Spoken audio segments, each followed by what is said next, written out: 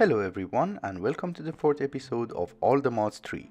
It's been a couple of days later and I've been very busy building. I tried to set up the infrastructure of the projects that we'll be working with today. So I tried to make a semi-automated system for making treated wood, using immersive engineering. You can also use thermal expansion, which is far more compact, but I just like how immersive engineering machines look. So if we break inside, you can see item ducts and fluid ducts taking blocks of coal in, coal coke out, and also the kerosene oil. And if I put the coal blocks inside here, they get extracted, they go into the coke ovens, and if we come up here, there's a tank for the kerosene oil, and there's an assembler from immersive engineering. I put the recipe for treated wood, and this way I can put the wood inside here. They get extracted into the assembler, they get crafted using the oil, and here is our output cache, which I get the treated wood. Since I made the previous structure from bricks, I also made another ugly brick structure with two metal presses on the top.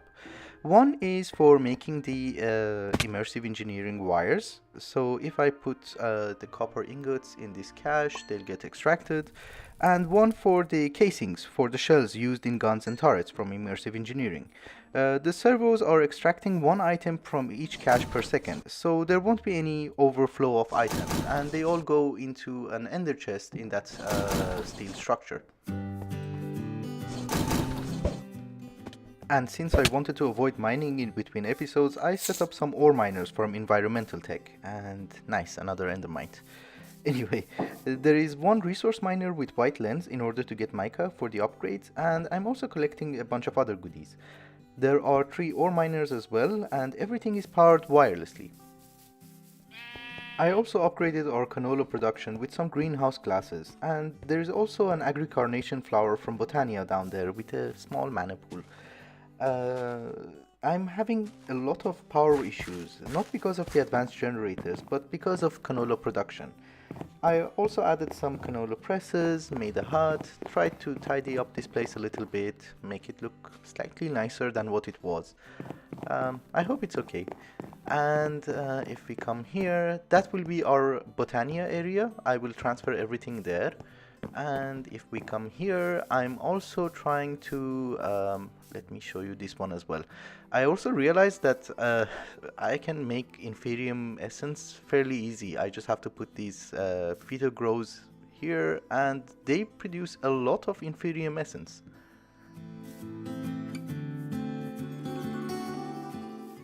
I was also testing Numismatic Dynamos and Prismarine as an alternative source of RF. We will set it up in this episode. And this path leads to our Empowerer setup. It's still something that needs more work, so it's not finished yet. Anyway, there is an atomic reconstructor here to change the material that I need for the Empowerer, and I also get Prismarine in this way for now. There's also some chisel and bits around the room, and there is also an input chest. I like input chests, apparently. There are filters and retrievers under each pedestal to filter the items, and the end result goes into an ender chest up there. So I also prepared 2 other areas. This is going to be our industrial area, where we will do ore processing and set up the new dynamos. I made this from brownstone from the mod chisel. It has a very interesting texture. It has a weathered block, half weathered block, and the normal brownstone. And I thought if you surround it with water, it would look very cool. This is also our farming area, where we will make food and keep our animals. I also bred this donkey. He's number 223 because I had to kill 222 more donkeys in order to get the donkey trophy, which if you right click on it, it will give you a wheat. Number 223 is a very interesting donkey because I gave him all the carrots from Cyclic, so he's fully upgraded. He jumps very high, he has a lot of health, and he runs very fast. And if I can get out of this pen, I can maybe show you. I don't know how to ride a donkey. Please. Yes. You see how fast he goes? It's amazing. The problem is that once you get off from him, he walks away very fast, and there's no way I can catch up to him. This is also my attempt in making a barn. Hopefully it works. I planted some wheat for decoration, which needs a lot of more work. I made a basement to hide the machines, and here is going to be the place that we're going to keep the cows. This is the place that we're going to make food, and we will do this in this episode. So let's get down to business. Okay, now that the progress update is over, I want to make garden cloche for the mystical agriculture. We need a growth essence, which we already have the royal jelly from the last episode, and now we need to collect 4 more ingredients. Let's start with the fertilizer from Actually Additions. I think apart from mana powder, this is the easiest ingredient to collect. You need a knife, some compost, and some sort of food to get biomass. The higher the saturation, the more biomass you will get. We put them for composting, and after 150 seconds, they will be ready. Since we are making the easy items first, I thought we can also make some mana powder. You just need to drop any sort of powder in a mana pool and infuse it with mana. It could be redstone, glowstone, gunpowder, and even floral powder from Botania. And we have our mana powder. Oh, and before I forget, I also made a Rosa Arcana, which uses XP to generate mana. I won't use this in this Let's Play, but with solidified XP and a mechanical user, you can easily automate this. I won't show you how to make Phyto grow because I'm already using it and it doesn't make sense. It's just a crafting recipe, and I get the rich slag from the induction smelters while smelting ores. The last item is from Industrial Foregoing, and it's slightly more difficult to get. You need a sewage composter to process the sewage and an animal sewer to collect it from the animals. It collects sewage from animals that are 1 block above it. I'll do the crafting and I'll be right back.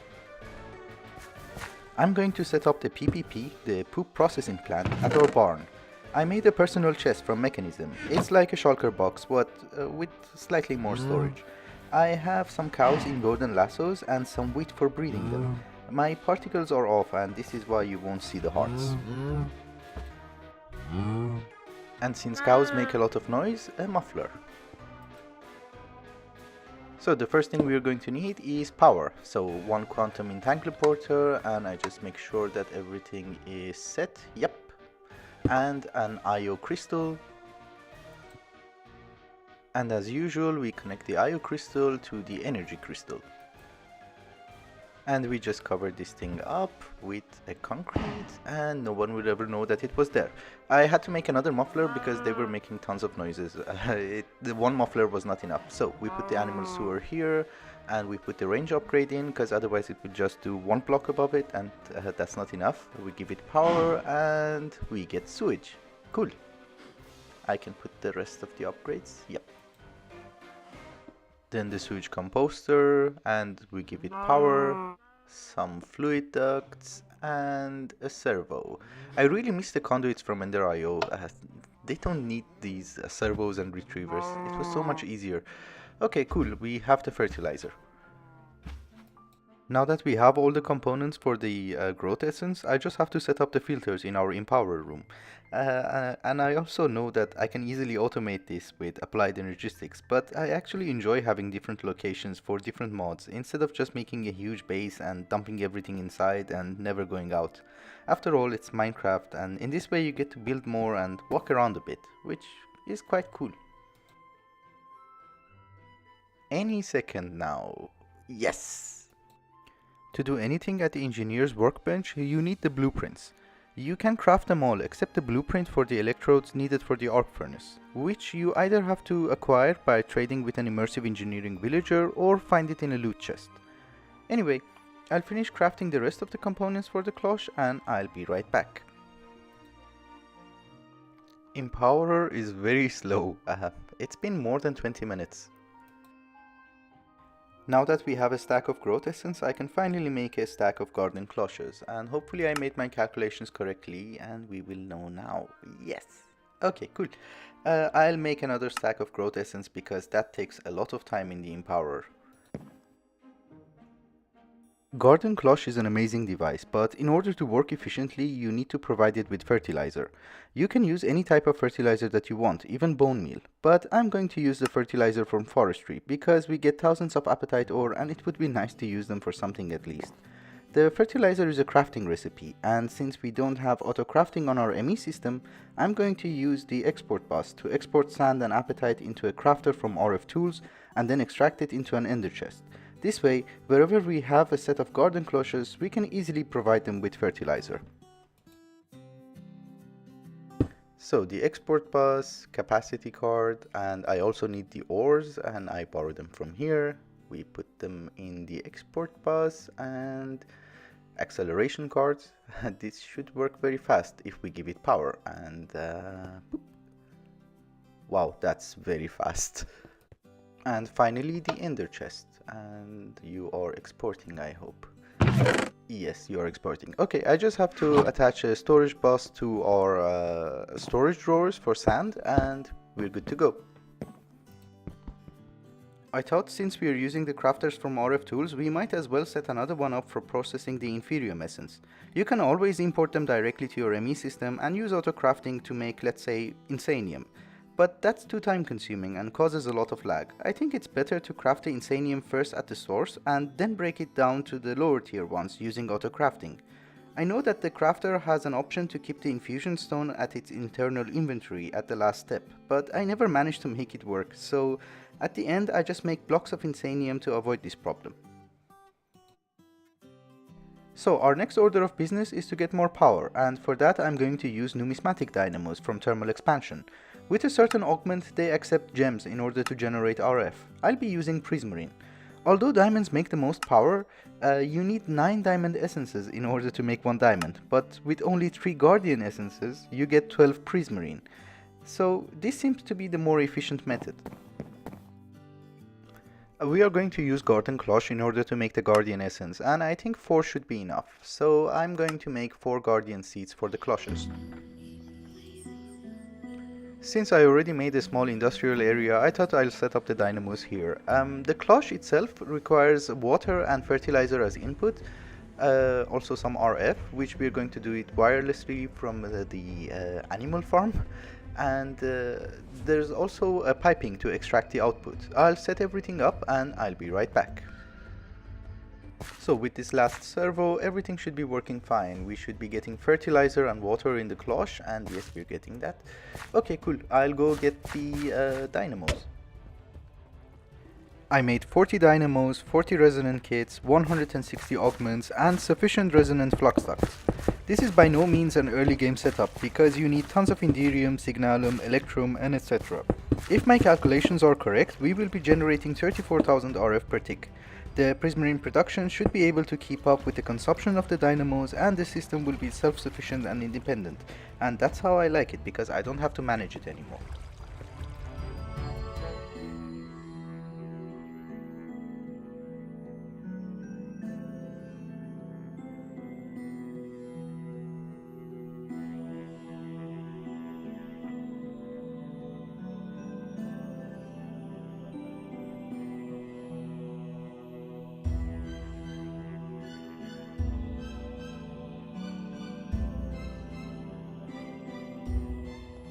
And finally, a quantum entangloporter. I'm going to make a new channel called Power Reserve, so that when we get into power storage, either with induction matrix from Mechanism or the Draconic Evolution, I wouldn't have to set it up again, and I'll also fix the other quantum entangloporters that we have. As a small test, I turned off the advanced generator and tried to power the entire base, the void miners, and also the digital miner with this setup to see if there will be any shortage of power or shortage of Prismarine.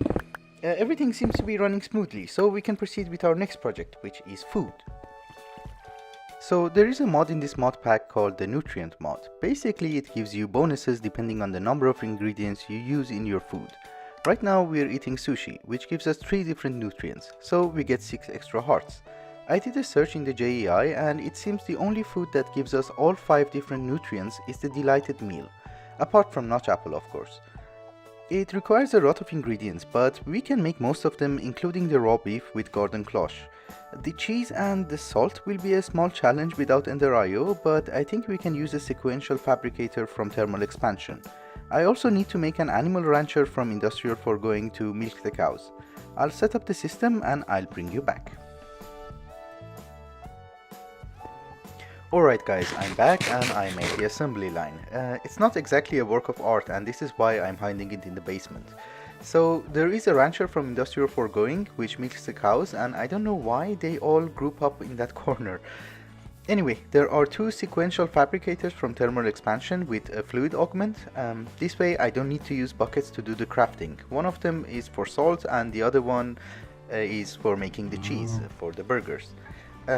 Then we have a glacial precipitator for the snow, and as well as a pulverizer and two redstone furnaces to make the toast.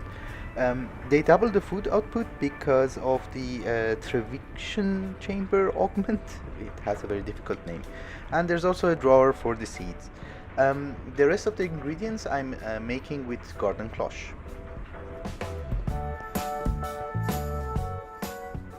And of course everything gets extracted into a crafter from RF Tools, and it took a lot of recipes. The crafting of all those dynamos and resonant kits made me run out of Inderium, and I just wanted to show you how fast and easy it is to make Inderium with Tinker.io. I had to put a logistic pipe from Mechanism because hoppers were no longer enough to extract the Inderium that was ready, and now it's super fast. Also, this burger thing is perfect, but it increases the bar by 3% every time I eat, so that could take a while.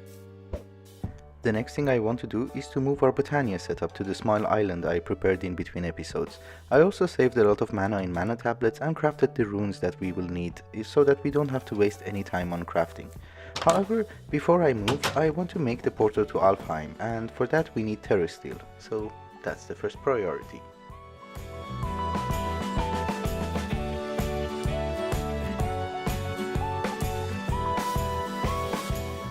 Setting up the Terrestrial agglomeration plate is fairly simple. There is a visual guide in Lexicon Patania, which you just place it on the ground and fill in the blanks. Just don't forget to add sparks on top, and also on top of your mana pool. It takes almost half a mana pool worth of mana to make one Terrestrial ingot. For the Alfheim portal we only need one. For Terrestrial's armor we will need 12. And for summoning the Gaia Guardian every time you need one ingot. So it's nice to make these calculations. Let's make our first one.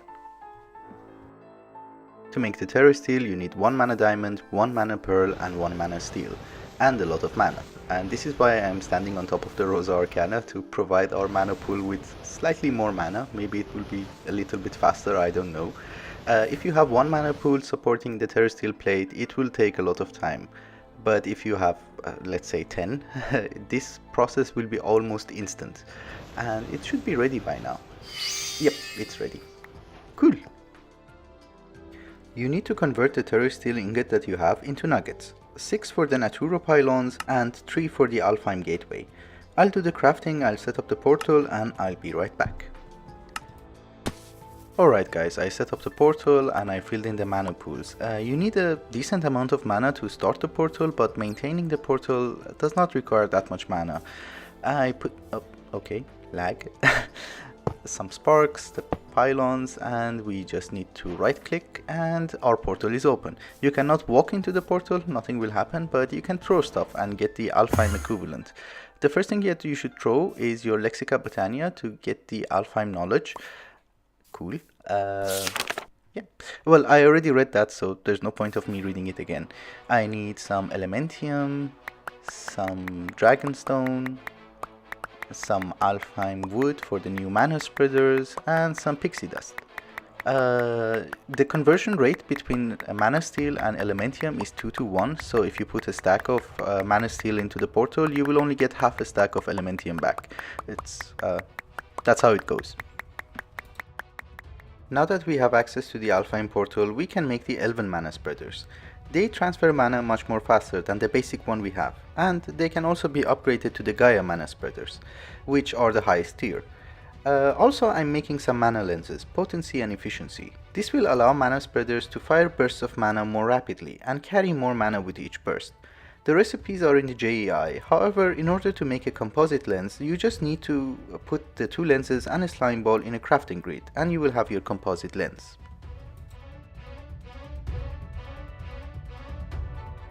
We can also make the augments for the sparks. They allow us a bit of control over the transfer of mana. I need one recessive augment. Recessive augment means that a mana pool will always empty its inventory of mana to the nearby mana pools. I'll use this in the mana pool that we are going to generate mana in. We also need some dominant augments. They give priority to a mana pool so that it gets more mana from its surrounding mana pools until it's full. A practical application for this is the Alpine Portal mana pools, so that they will always stay full of mana. Botania can be construed as a girly mod because you have to play with a lot of flowers, and of course there's nothing wrong with being a girl, but we are men and we are going to produce mana like men. I'm going to use Entropenium, which uses the explosion from the TNT to generate mana. So what we're going to do is to put a dispenser on top, and that will dispense TNT on top of the Entropeniums, and with the explosion we will generate a lot of mana. And I cannot jump that high. I need a block. This block. Okay, cool. So we just need to put the dispenser on a timer, and since I'm not very good with redstone, I'm going to use redstone goes there. I'm going to use a timer from RF Tools, and this is easier. Let's see, 120 ticks, that's 6 seconds in. Yeah, I guess that's enough. I'll tweak it later on and to increase the efficiency. And we put the block back. Where is the block? Nope. Okay, cool. Let's set it up. So a mana pool in the center, and we bind the mana spreaders to that mana pool, and we also should add the lenses which I just made. 1, 2, 3. Okay, counting with Mehron while playing Minecraft. Anyway, I made 16 Entropeniums, and we just go around and hopefully they will be enough. I'm also adding a recessive augment to this mana pool because I wanted to empty its mana to the surrounding mana pools that I will put around the structure to act as sort of a buffer, and I just make sure that every flower is connected to a spreader, and then I'll go and get some TNT. I made a boo-boo, and instead of putting a dispenser I made a dropper, so I have to change it. I'll be right back. Okay, it's time to give it a test. Nothing will explode because I'm wearing the Benevolent Charm from Botania, and that will absorb the blast if the explosions are not contained by the flowers. I can hear that the mana bursts are finished before the next TNT drops, so that means the 120 ticks on the timer is way too much. Since we have 4 mana spreaders, I can divide that number by 4, so 30 ticks per TNT is still safe, and it should be doable, so a TNT every 1.5 seconds. When we upgrade them to Gaia mana spreaders, we can even decrease that number a little bit more, but for now this should be fine.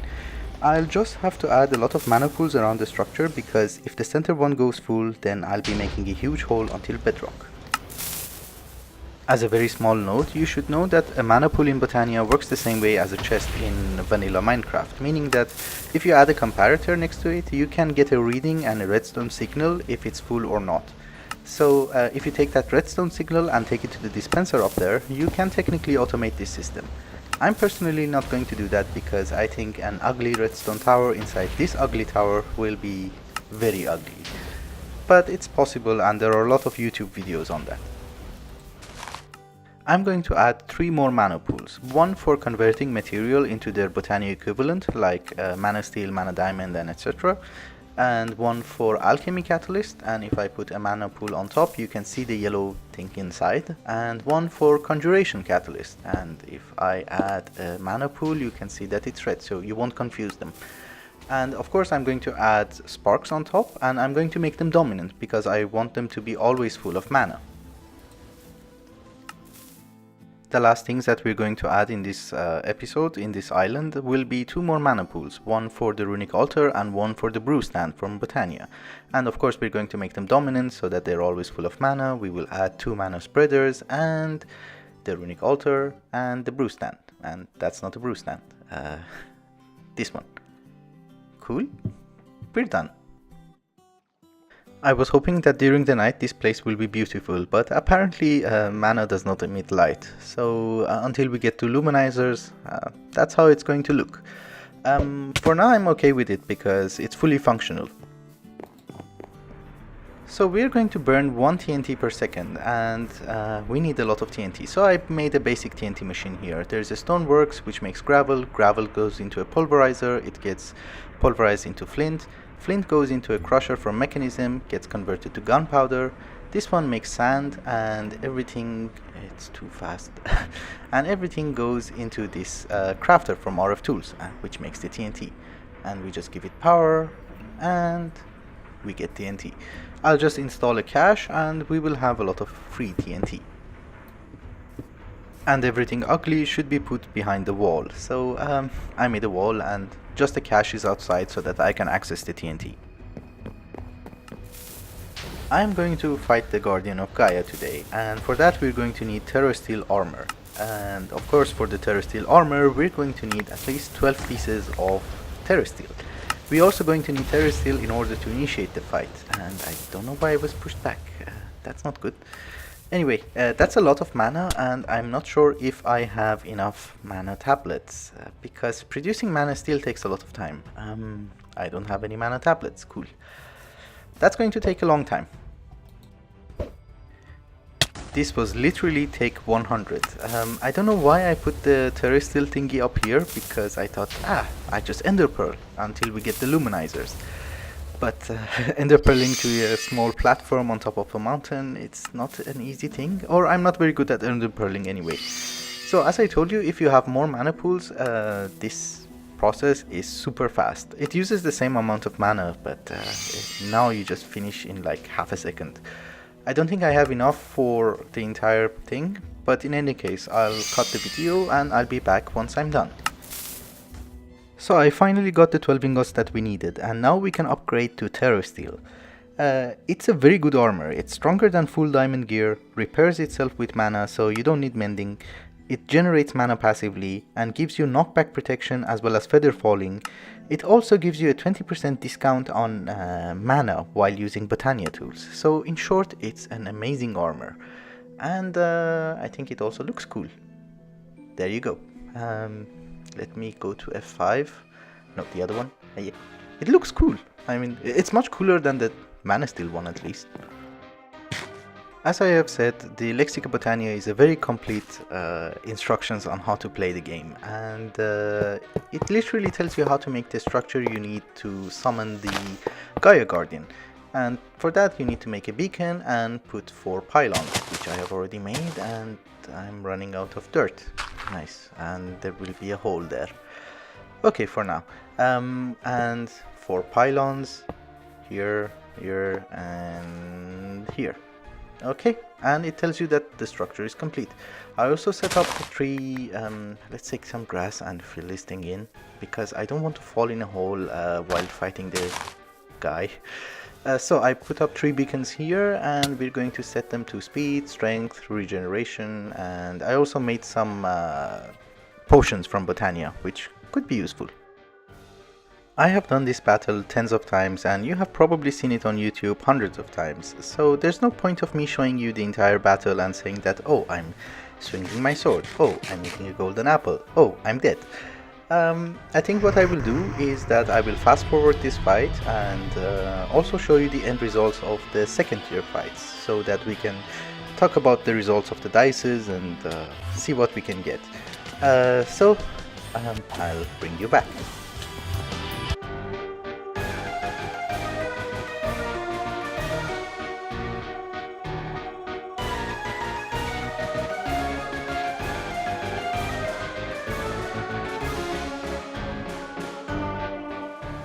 The tier 1 guy only gives you 8 shards, which you require 4 of them to summon the second tier boss. You need to surround 1 Terrestrial with 4 shards in order to get the Gaia ingot. I'll get that and I'll start the second fight. And we summon the second tier boss.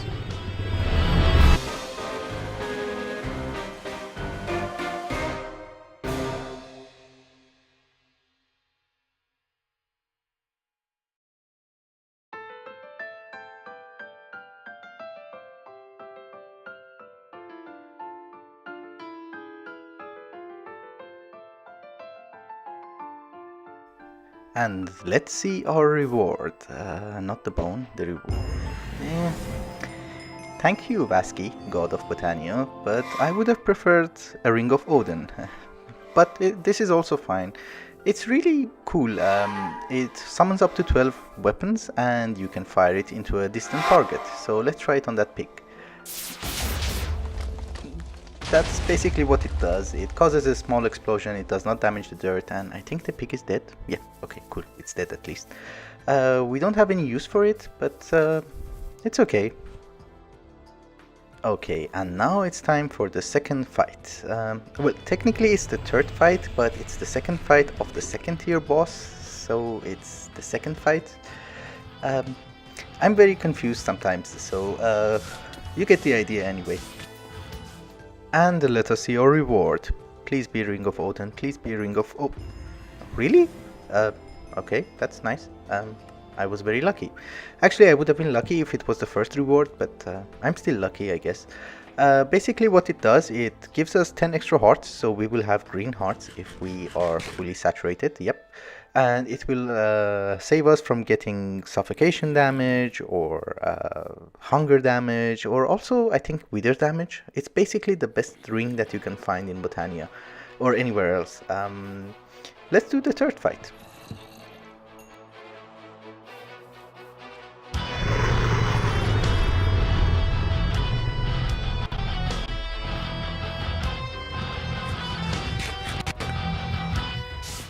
And our reward is the Ring of Thor. Okay, after the Ring of Odin I don't actually care anymore and I just want to collect the remaining dices. What the Ring of Thor does is that it adds depth to the mining area of the Terra Shatterer. So for instance, if your Terra Shatterer does an area of 3x3, the Ring of Thor allows you to mine 3x3x3. So it's a useful thing if you're mining, but we have vein miners, so it's not very useful for us. And our next reward is the Eye of the Flugel. This is actually a very good reward. So basically what it does is that you select a block, and if you're anywhere in the same dimension, at the cost of mana, it will teleport you back to that same block. So it's quite useful and I like it. And our next reward is the Fruit of Gracia. I don't know how to pronounce it anyway. What basically it does is that it restores your hunger with mana. It uses a lot of mana to restore your hunger. It's very useful if you don't have the nutrient mod in your mod pack, because if you restore your hunger with mana, you're technically losing the nutrients and you will lose the hearts and the buffs that you're getting from it. So it's not useful in this mod pack. And of course the last one will be the Ring of Loki, because there's nothing else left. To be honest with you, I have no idea what this thing does, and I read the entry in Lexicon Patania, and apparently it should allow you to put down multiple blocks at different locations at the same time, or also remove them at the same time. But I never managed to make it work, and I probably will never manage to make it work, so we'll just put it in the chest and never talk about it. I thought to wrap up the episode, it's a good time to talk a little bit about different rods in Botania. I also upgraded my ring and sash, and I forgot to tell you, I actually had them during the fight, but yeah, sorry. Anyway, the first one is the Rod of the Bifrost. What it does is that it creates a temporary bridge between two hills. It's useful if you live in a mesa or high hills or somewhere which you have a lot of mountains and you need to cross. The next one is the Rod of the Shaded Mesa, which allows you to control mobs. It can be passive mobs or hostile mobs or even villagers. You can just move them in the air. It's very difficult to control, and I actually cannot make this pig to come out of that water. The next one is the Rod of the Highlands, and this one is actually very neat because it's exactly like the Rod of the Lands, but at the cost of extra mana you can put a dirt block anywhere you want, like up there, or I don't know, here. And the fun part is that you can jump on it and make another one and jump on that one too. So with my sash I can jump 3 blocks, so this is very neat and very useful. The next one is the Rod of the Skies, and what it does is that it throws you in the air and you don't take fall damage. So you can do this as much as you want. The problem is that you cannot do this twice in a row. It has a small cooldown, so you have to first fall on the ground and then use it again.